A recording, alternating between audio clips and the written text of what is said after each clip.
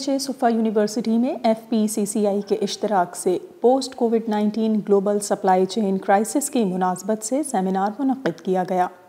Seminar में इस बहरान का जिक्र किया गया कि जिसकी वजह से सारी दुनिया में ख़ाम तेल, पेट्रोलियम मसनूआत और अशियाए ज़रूरत की क़िल्लत पैदा हुई और पूरी दुनिया में महंगाई का जिन बेकाबू हो गया। जो लोग घर बैठे थे, बजाय इसके कि वो अपनी चीजें खरीदना कम करें, उन्होंने बढ़ा दी चीजें खरीदना। क्यों? क्योंकि घर के अंदर वो ज्यादा टाइम गुजार रहे थे। अब घर के अंदर ये था, घर में ऑफिस क्यों ना बना ले, छोटा सा ऑफिस तो बना ले, कहाँ काम करेंगे। अच्छा, पहले जिम जाया करते थे, अब जिम नहीं जा सकते, क्यों ना एक दो एक्सरसाइज मशीनें खरीद ली जाए। मशीनें खरीदनी शुरू कर दी।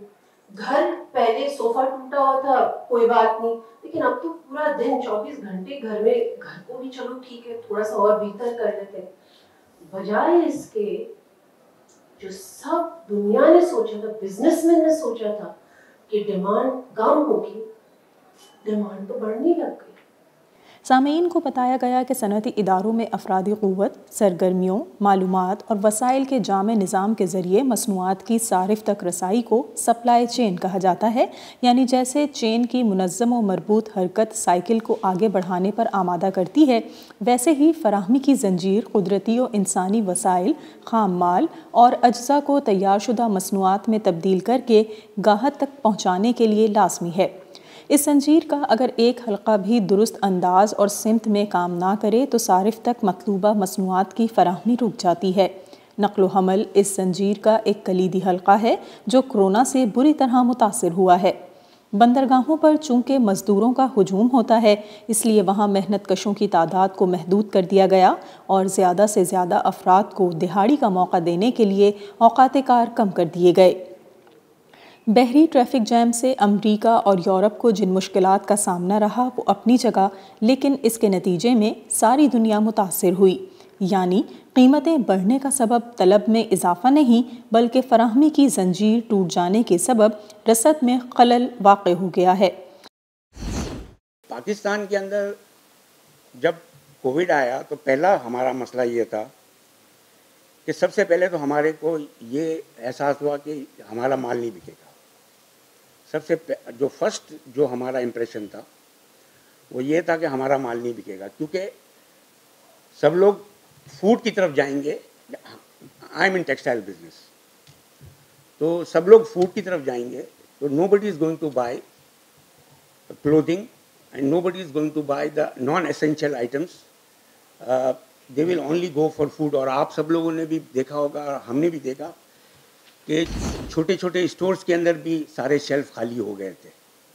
और 4 लॉकडाउन के जो इन बिटवीन पीरियड्स थे उसके दरमियान जो लाइन लगती थी स्टोर्स के अंदर, तो ये अच्छा बहुत सारे लोग तो जो थे जिनके पास बहुत कैश अवेलेबल नहीं था, तो वो तो डेफिनेटली ज़रूरियात की चीज़ें ही लेते थे।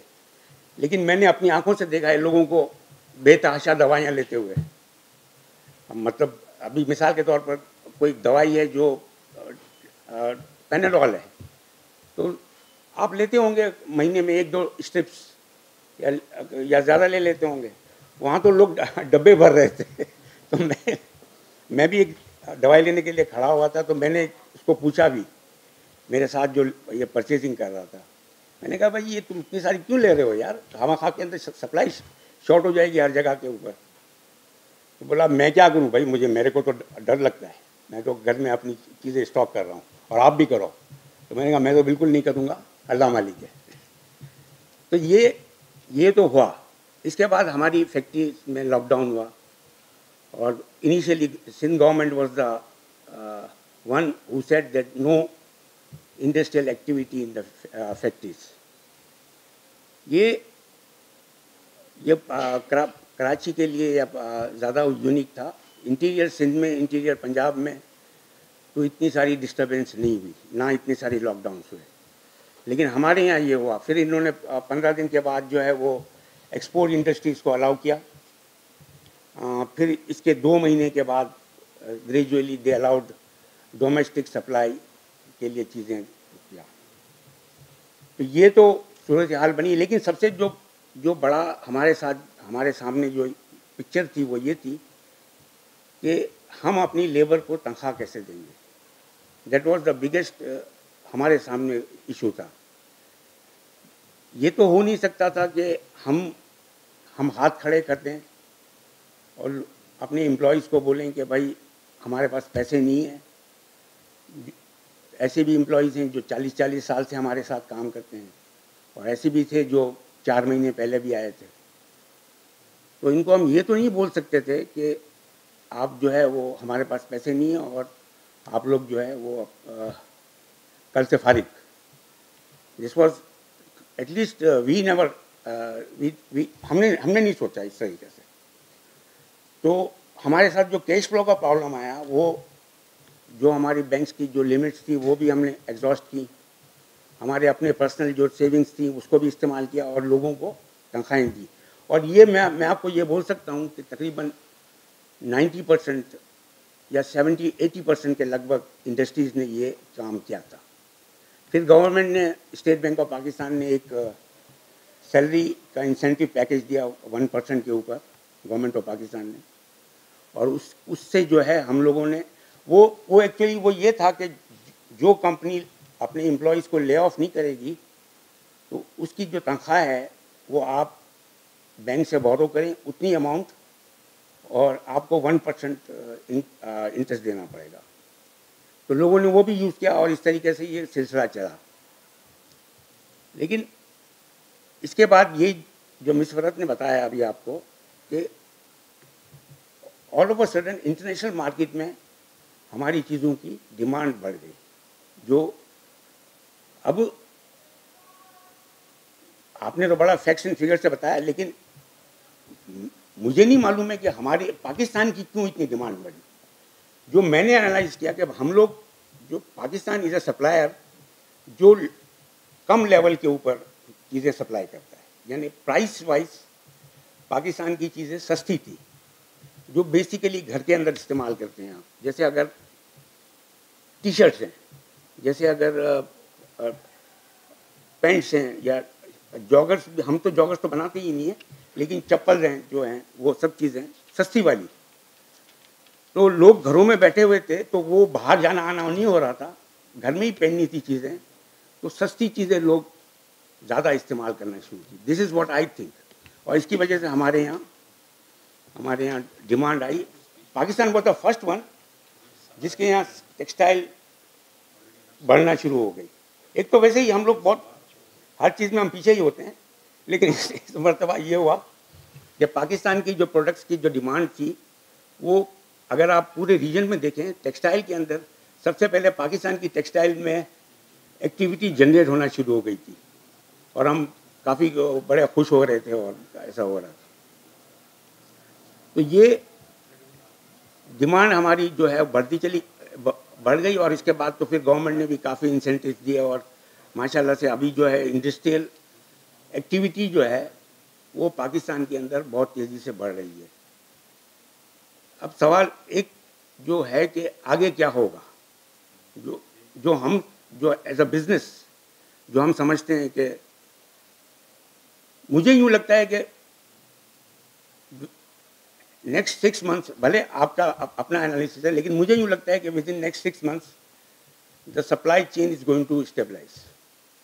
वी हैव ऑलरेडी सीन जो फ्रेट चार्जेस हैं वो कम हो रहे हैं। ऐसी बहुत सारी चीज़ें हमने देखा, जैसे चाइना ने बड़ा हवा बनाया हुआ था कि we do not have energy, हमारी जो है इलेक्ट्रिसिटी अवेलेबिलिटी नहीं है, इसकी वजह से हमने बहुत सारी फैक्ट्रीज़ को ले ऑफ कर दिया। तो इस साल in the year 21 this news came in August और हम लोग यहाँ बड़े पैनिक हो गए क्योंकि हमारी सप्लाई चेन बहुत सारी वहाँ से आती है, चाइना से, हर चीज़ की।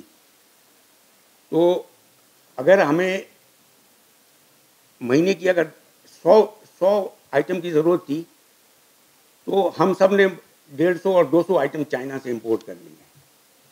राइट नाउ ऐसा हुआ है कि हम लोगों के पास एक्सेस हो गया और दूसरे बाद में थोड़े दिनों के बाद हमें ये भी मालूम पड़ा कि चाइना के अंदर कोई प्रोडक्शन कर्टेलमेंट नहीं हुई है, थोड़ी बहुत हुई थी, वो भी वो ड्यू टू कार्बन प्रिंट की वजह से। इनका जो जो इन्वायरमेंट की जो वो थी स्मोक वगैरह, उसको कंट्रोल करने के लिए। तो चाइना ने सारी दुनिया को इस तरीके से बहुत सारा माल जो भी जमा किया हुआ था ना इन्होंने ड्यूरिंग द लॉकडाउन पीरियड, वो सारा का सारा बेच दिया है at a very high rate. And now the prices in China are also going down because everybody is now full in inventory. I think so. अब इतनी सारी डिस्टर्बेंस नहीं है। For the present time Pakistan is a very right country for industrial investment. तो ख़ास करके छोटी छोटी चीज़ें बनाने के लिए तो बहुत अपॉर्चुनिटीज़ पाकिस्तान में एग्जिस्ट करती है। जहाँ तक बात है कि पाकिस्तान की एक्सपोर्ट बढ़ेगी, तो मैं ये समझता हूँ कि डेफिनेटली बढ़ेगी। पाकिस्तान हैज़ मेनी एडवांटेजेस, और अब as a industry, as business, we have also seen that pre covid तो हमारा जो ध्यान था वो डोमेस्टिक मार्केट के ऊपर ज़्यादा था। आप लोगों ने सबने महसूस किया होगा कि तमाम जितने भी बड़े टेक्सटाइल ग्रुप्स थे सब ने अपने अपने स्टोर्स खोल दिए थे रिटेल के अंदर। इसकी वजह क्या थी? इसकी वजह यही थी ना कि basically the domestic market was very lucrative, it was very easy to sell, we know our people, we understand their psyche, और इसके मुताबिक हम बहुत आसानी से चीज़ें बना लेते हैं और उनको दे देते हैं। और प्लस आप लोग भी थोड़े से अच्छे लोग हैं, ज़्यादा शिकायत भी नहीं करते, थोड़ा 19-20 भी होता है तो अगर फ़र्ज़ कीजिए मैं जो बात जो करने की कोशिश कर रहा हूँ कि देखिए, अगर थोड़ा 19-20 भी होगा ना, तो मैंने जनरली देखा है मेरे जो कस्टमर्स हैं वो दरगुजर करते हैं। लेकिन अगर यही चीज़ मेरी बाहर चली जाती है तो वो मैं भेजता हूँ, एक आइटम ख़राब होती है और वो मुझे लिखकर भेजता है कि 100 आइटम ख़राब है, 100 चीज़ें ख़राब है, 100 पीसेस ख़राब है। तो अब आप या तो जाओ उनको देखने के लिए और उनसे निगोशिएट करने के लिए, या आप बैठो कि भाई चल भाई अब फैसला कर ले जो भी करना। मुक़र्रिरीन का कहना था कि मसाइल और बहरान की मनमानी, तशरीह और मुश्किलात का अपने सियासी अज़ाइम के लिए इस्तेमाल कोई नई बात नहीं, लेकिन अगर फराहमी की ये जंजीर जल्द दुरुस्त ना हुई तो सारी दुनिया को शदीद मुश्किलात का सामना करना पड़ सकता है। पाकिस्तान, हिंदुस्तान और बांग्लादेश समेत तेल दरामद करने वाले ममालिक इससे बुरी तरह मुतासिर रहे।